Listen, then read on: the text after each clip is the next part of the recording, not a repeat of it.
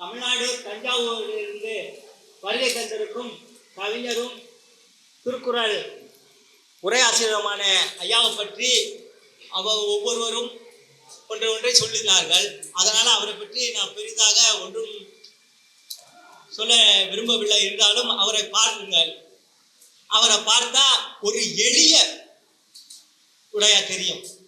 அவர் ஒரு எளிய மனிதனாக தோன்றும். இதற்கு காரணம் அவருடைய தமிழ் பற்றுதான் காரணம். எப்படி என்றால், தமிழ்நாடு அரசாங்கம் எங்களுக்கு தேவையான நூல்களை கொடுத்தாங்க. அந்த நூல்களை எடுத்துட்டு வர பல லட்சம் ரூபாய் செலவாகுது.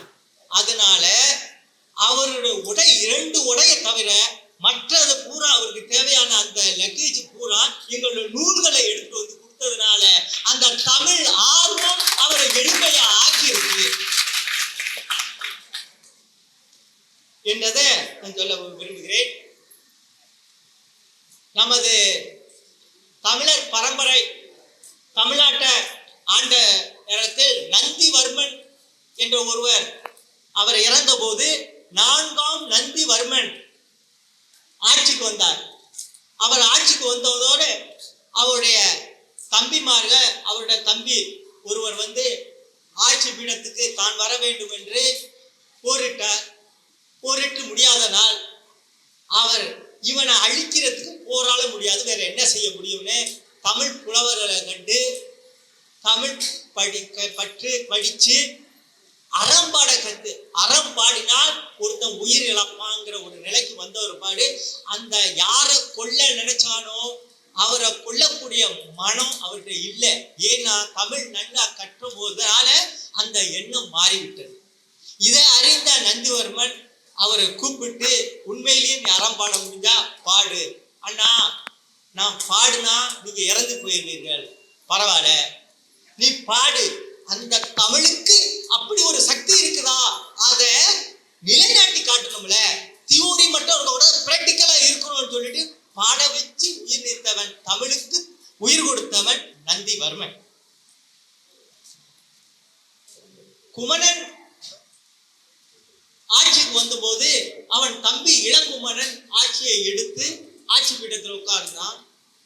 அந்த அண்ணன் குமணன் காட்டுல போய் அவன் வேலையை செய்து கொண்டிருந்தான். அதே நேரத்துல நம்ம ஆளுங்க பக்கத்துல இருக்காங்களே, அட்வான்ஸ் கொடுக்குறவங்க சும்மா இருக்க விட மாட்டாங்க.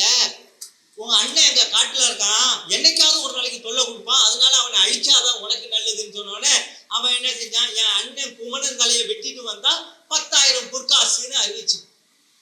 இப்படி அவன் காட்டுல வாழ்ந்துகிட்டு இருக்கான். ஒரு புலவர் குமணனை தேடி போறாங்க. போகும்போது அவர் பாடும்போது அவர் சொன்னாரு, நான் நம்மளோட புலவர்களுக்கெல்லாம் அள்ளி கொடுத்த கையில சும்மா இருக்காது, என்கிட்ட கொடுக்கறதுக்கு ஒண்ணுமே இல்லைன்னு அவர் கத்தி எடுத்து அவர் தலையை வெட்டி கொடுக்க பாருங்க. புலவர் தடுத்துட்டாரு. ஏன்னா, என் தலைய என் தம்பிகிட்ட போய் கொடுங்க, அவன் 10,000 பொற்காசு கொடுப்பான், அதை வச்சு நீங்க தமிழை வளர்த்துக்கிறங்க, என்னால தமிழுக்கு கொடுக்க முடிஞ்சது என் தலைதான் சொல்லி கொடுத்தான். அதனால தமிழுக்கு தலை கொடுத்தவன் குமணன். நம்முடைய தமிழ்நாட்டுல தமிழ் பேர்கள் இல்லாம வடமொழி பேர்களா ஆக்கிருச்சு இந்திய சமயத்துல. இந்தி அந்த நேரத்துல இந்தி எதிர்ப்பு போராட்டத்தை தந்தை பெரியார் அறிஞர் அண்ணா அறிவிக்கும் போது கலைஞர் கருணாநிதி எங்க போனாருன்னா, டால்மியாபுரங்கிற ஒரு ஊர்ல அங்க போராடி, அதாவது டால்மியாபுரத்தை கள்ளக்குடின்னு மாற்றணும், ரயில் மறியல் செஞ்சாரு. ரயில் வந்து நிறுத்த தண்டவாளத்துல தலை வைத்து படுத்து அந்த தமிழை காப்பாத்திருக்காரு. அதாவது தமிழுக்கு உயிர் கொடுத்து தமிழுக்கு தலை கொடுத்த வரிசையில தமிழுக்காக தண்டவாளத்துல தலை வைத்து படுத்த தலைவன் தான் டாக்டர் கலைஞர் கருணாநிதி.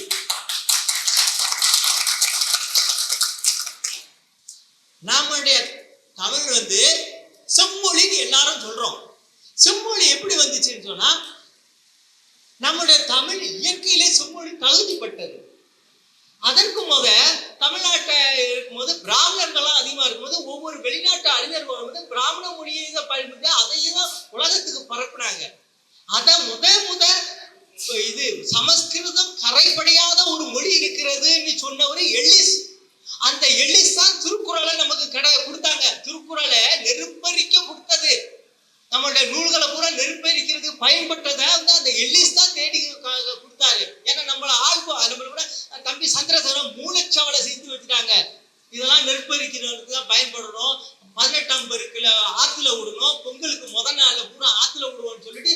அவன் சொல்றான், யாரு பிராமணர், உங்க நூலை நான் அழிக்கல, அழிச்சது கூட உங்க ஆளுக தான் அழிச்சான்னு. இவன் அந்த அந்த வெடிய அந்த ஒரு பூச்ச ஒரு கிருமிய ஒரு இதை மட்டும் தான் போட்டான், நம்ம ஆளுக தான் தூக்கி எறிஞ்சாங்க.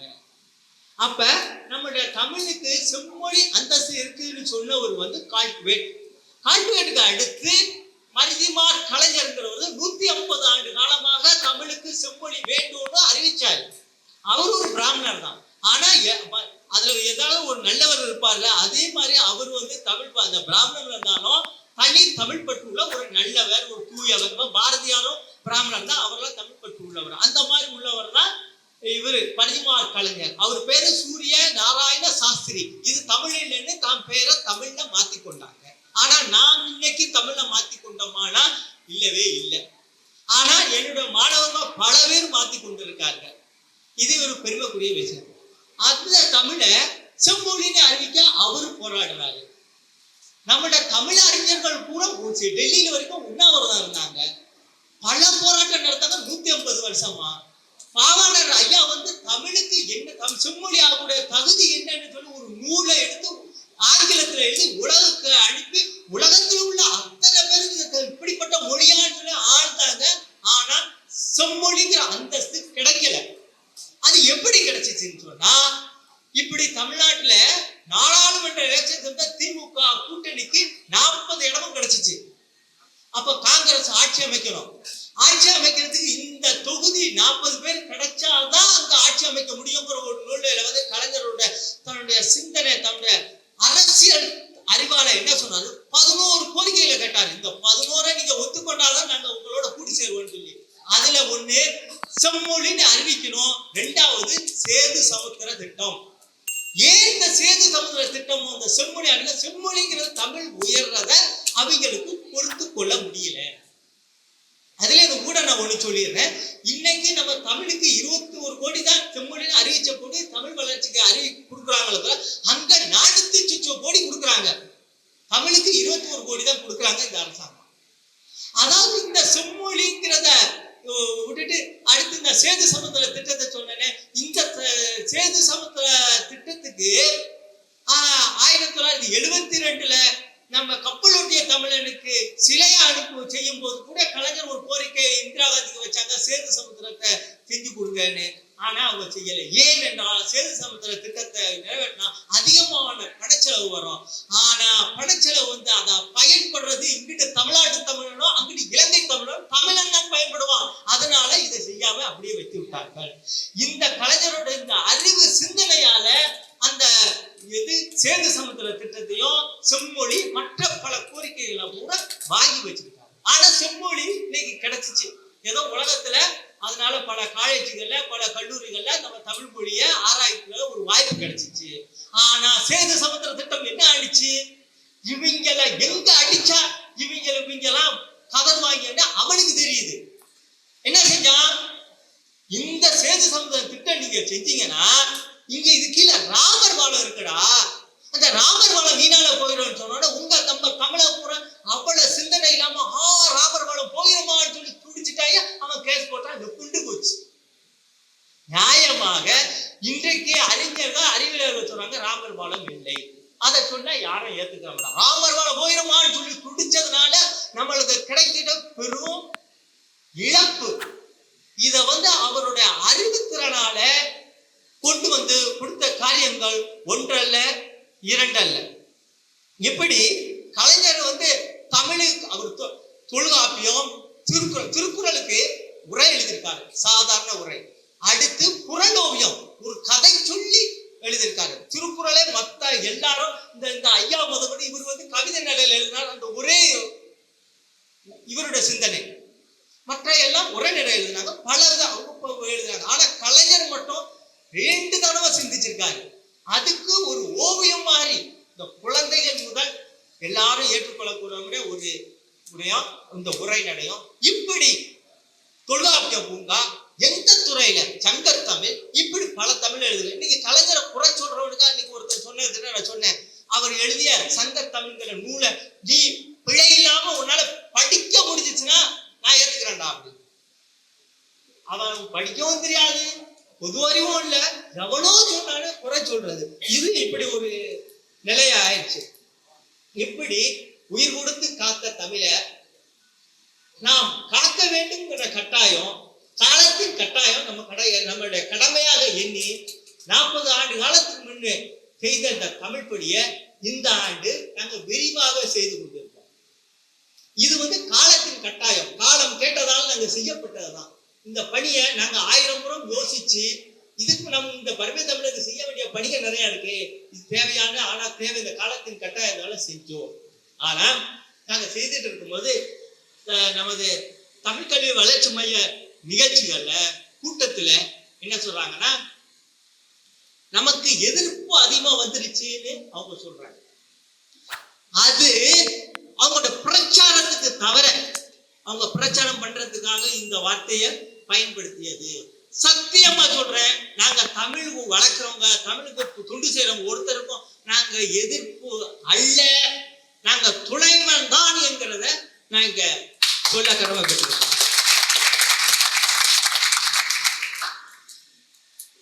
சீன பழமொழி ஒண்ணு இருக்கு, அதாவது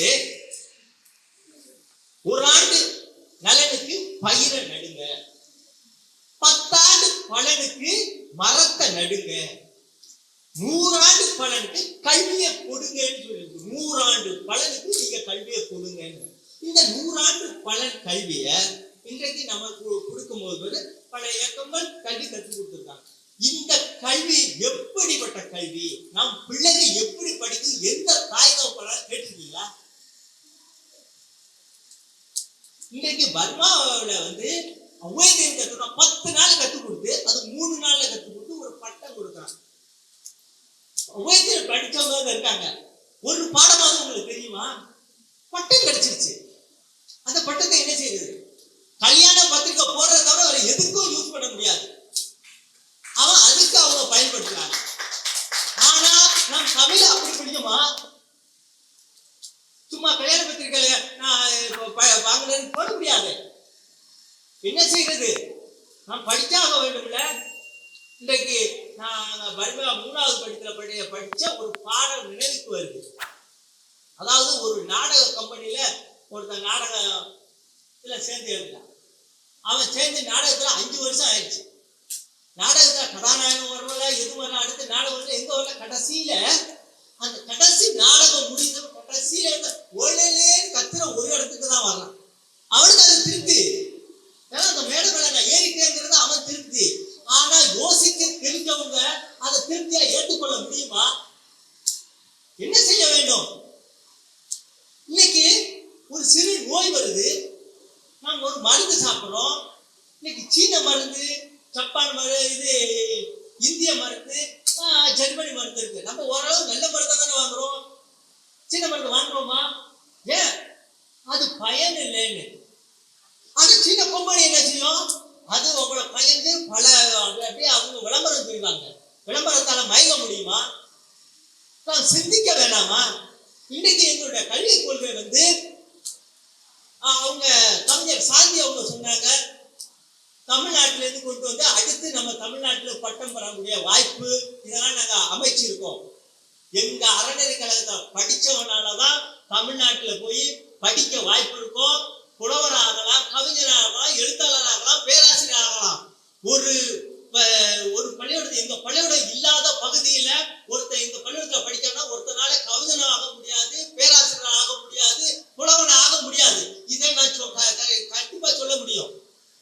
இப்ப ஒவ்வொரு இப்ப ஈசியில எங்க பள்ளியோட ஈசியில ஒரு மாணவன் ஒரு தமிழ்ல உயர்ந்தவன ஆக முடியாது.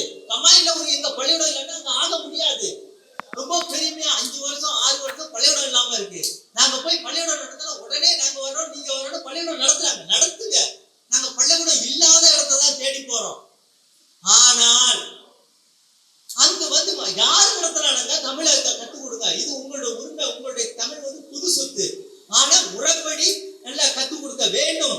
இன்றைக்கு ஒரு தண்ணீர் டப்பா, இது இந்த தண்ணீர் டப்பா,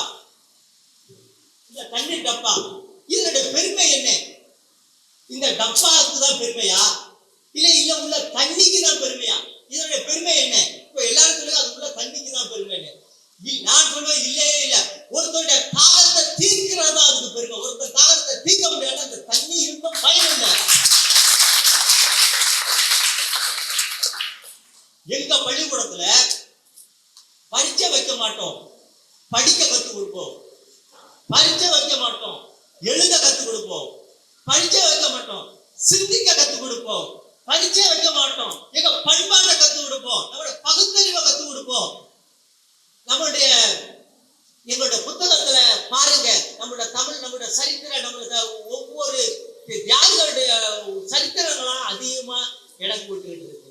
அதனால நான் ஒண்ணு சொல்றேன், சிந்திக்க தெரிய வேண்டியதுங்கும்போது நாங்களாம் ரொம்ப மரியாதையா, ரொம்ப பாசமா, ரொம்ப அன்பு காட்டிய எல்லாரும் நினைக்க போது நாங்களாம் விரோதிகள் மாதிரி வெளி பார்வைக்கு தான் இருக்கு. நாங்கள் நெருங்கிய நட்பு உள்ள ஆரிய செல்வகுமார் இயற்கை எழுதினாங்க. ரொம்ப மன வருத்தத்தோடு அங்கே போனபோது அவங்க பிரேதம் எடுக்கும்போது இங்கே கூட ஆசிரியர் வாத்தியார்கள் பூரா எழுந்து லைன் நின்றுட்டு இருந்தாங்க. என்ன செய்ய போறாங்களோ தெரியலன்னு இருக்கோம். அப்போ அவங்க இந்த ஐதீக முறைப்படி தொடங்கும்போது முன்னுக்கு கோவிந்தா கோவிந்தான்னு போட்டாங்க. இந்த இடத்துல நம்ம பாரதியார் இருந்தாருன்னா எவனையோ ஒருத்தனை சொல்லி டே நான் இங்கே இருக்குன்னு சொல்லிட்டான்னு சொல்ல சொல்லியிருப்பாரு. பாரதியார் அந்த மாதிரி செஞ்சிருக்காரு. அந்த நேரத்துல கல்வி வளர்ச்சி மையம் ஆசிரியர்கள் லைன் எடுத்து என்ன செஞ்சாங்க, தமிழ்தாய் வாழ்த்த பாடுங்க. நான் சொல்றேன், தமிழ்தாய் வாழ்த்து இலவுக்கு பாட வேண்டிய பாட்டா? யாராச்சும் அதை சொல்லக்கூடிய ஆள் இல்லையா? அதே நேரத்துல ரொம்ப வேதனைப்படுவாங்க. அந்த நேரத்துல பாடிட்டு எங்க ஆசிரியர் 2 பேர் வந்து என்ன செய்யறாங்க, தமிழ்தாய் வாழ்த்து பாடுறாங்க. என்றைக்கும் தமிழுக்கு துரோகம் செஞ்சுற ஒரு கூட்டம், ஒரு குரூப் இருந்துகிட்டே தான் இருக்கு. அதாவது அவன்ல தமிழனே துரோகம் செஞ்சிருக்கான். இது இன்னைக்குதான் நேற்றான இல்ல, சங்க காலத்துல இருந்திருக்கு. சங்க காலத்துல தமிழனே தமிழுக்கு துரோகம் செஞ்சிருக்காரு. அவரு வந்து ஒரு புலவரும் கூட. அவர் பேர் புயக்கொண்டான், ஒரு புலவர். அவர் தமிழ்ல இருந்தாலும், தமிழ் புலவரா இருந்தாலும், அவர் வந்து ஆரியம் அந்த சமஸ்கிருத மேல பெரும் பற்றா உள்ளவர். அவர் என்ன சொல்றா, ஆரியம் நன்று தமிழ் தீது அப்படின்னு சொல்றாரு. ஆரியம் நன்று தமிழ் தீதுன்னு புலவர் எங்க சொல்றாரு? புலவர் கூட்டத்துல சொல்றாரு. ஒரு தமிழ் புலவன் புலவர் கூட்டத்துல. அப்போ புலவர் எல்லா புலவரும் சும்மா இருந்தாலும் இப்ப தம்பி சந்திரசேகரன் சொல்லும் போது தை முதல் நாள் தான் தமிழோட புத்தாண்டுன்னு கலைஞர் கருணாநிதி அறிவிச்சாரு. அடுத்த வந்த ஜெயலலிதா, ஏன்னா அவ பிராமணத்திங்கிறதுனால அவளுடைய விருப்பத்துக்காக சித்திரை தான் தமிழ் புத்தாண்டுன்னு அறிவிச்சாங்க. அங்க 280 சுற்று மெம்பர்கள்ல ஒருத்தர் தான் பிராமணத்தி, மற்ற அத்தனை பேரும் தமிழர்கள். அந்த தமிழர்கள் பூரா உயிரற்ற பொம்மையா, உயிரற்ற சிலையாக உட்காந்துக்கிட்டு தானே நிறைவேற்றினாங்க. தமிழுக்கு துரோகம் போகலையா? அவங்களும் சேர்த்து துரோகம் போனவங்க தான்.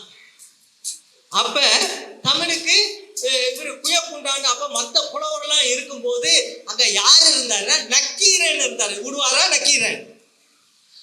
சிவபெருமானையே பார்த்து நெற்றிக்கண் காட்ட போது நீ குற்றம் குற்றமே சொல்ல நக்கீரன் சும்மா விடுவாரா? உடனே ஒரு அறம் பாடுனோடனே அந்த புயக்கொண்டான் அப்படியே மயங்கி சுருண்டு விழுந்துட்டார். விழுந்தவுடனே எல்லாரும் கேட்டு, ஐயா அவன் உயிருக்கு ஆபத்தாகுது, அவன் சாக போறாரு, ஏதாவது ஒன்று செய்யுங்கன்னு அவரை ரொம்ப மன்றாடி கேட்டபோது அடுத்து ஒரு பாடு, ஆரியம் நன்று தமிழ் தீது தென்னுரைத்த ஆரியத்தா காலன் கோட்பட்டானை சீரிய அந்தன் பொதியில் அகத்தியனார் ஆணையினார் செந்தமிழே தீர்க்க என்ற ஒரு பாடலை பாடிட்டு, டே நீ உயிர் வாழ்றது தமிழ் தான் காரணோட நினைச்சு கொள்ளுன்னு சொல்லி அவர் சொல்லியிருக்காரு. அதுபோல இங்க உள்ள கெட்டு கிடக்கிற தமிழ் உணர்வை எழுப்ப தமிழ்நாட்டிலிருந்து அறிஞர் பெருமக்களை அழைக்கிறோம். அது அந்த வரிசையிலே இன்றைக்கு நம்முடைய கவிஞர் பெருமக்கள் வந்திருக்காரு. அறப்பாடி எல்லாத்தையும் அழிக்க வேணாம் அந்த எண்ணத்துல நான் சொல்லல. அறம் தங்களோட அறத்தால தமிழ் பற்ற தமிழ் பண்பை வீட்டு தாருங்கள் கேட்டுக்கொண்டு உங்க அனைவருக்கும் இந்த இக்கட்டான சூழ்நிலையிலும் வந்திருக்கீங்க. இன்றைக்கு கூட்டம் கூடாதுங்கிறது எங்களுக்கு நல்லாவே தெரியும். அவரு மறுநாள் போறதுனால இந்த இக்கட்டான இந்த நிலையில விழாவை நடத்த வேண்டியிருக்கு. இந்த நேரத்துல வந்து எங்களுக்கு ஆதரவு தந்து எங்கள் வந்திருக்க உங்களுக்கு பல சிரமத்துக்கு அங்கிட்டு உங்க அனைவருக்கும் நன்றி. நன்றின்னு சொன்னா கூட போகாது, இதுக்கு மேல உயர்ந்த வார்த்தையும் தமிழ்ல இல்லைன்னு நினைக்கிறேன். அதனால நன்றின்னு கூறி விடைபெறுகிறேன். நன்றி, வணக்கம்.